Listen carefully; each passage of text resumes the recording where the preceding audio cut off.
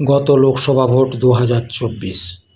বিষ্ণুপুরের মানুষ তাদের ভোটের মাধ্যমে শাসক দলকে নতুন বার্তা দিয়েছেন।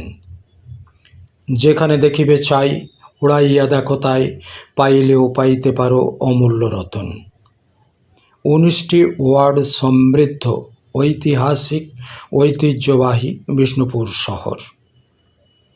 আমরা ইতিহাস ঘাঁটলে দেখতে পাই, মল্ল রাজাদের মধ্যে সর্বশ্রেষ্ঠ রাজা হলেন বীর সিংহ।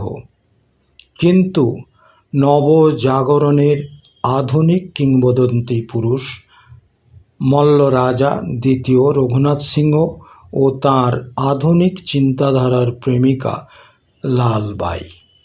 অপরদিকে ঘোর ষড়যন্ত্রকারী পারিবারিক গুরুদেব, তথাকথিত তাঁর প্রতিঘাতিনী স্ত্রী সতী চন্দ্রাবতী দত্তক শিশুপুত্রকে দেখে আদর করতে গিয়ে স্বামী দ্বিতীয় রঘুনাথ সিংহকে সন্দেহবশত উপর থেকে ঠেলে ফেলে দেন।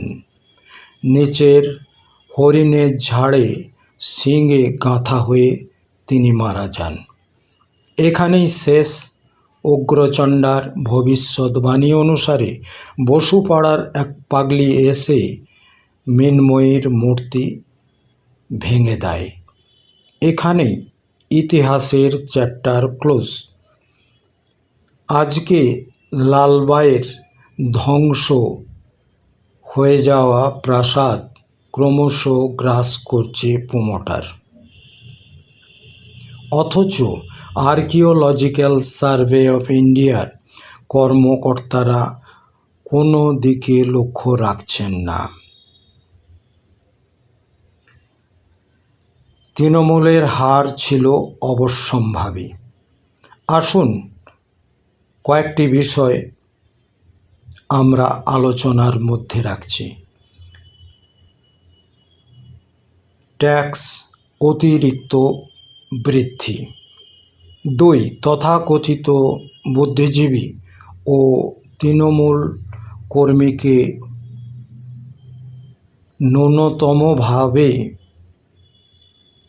পাত্তা দেওয়া হয়নি, সম্মান তো দূরে থাকুক।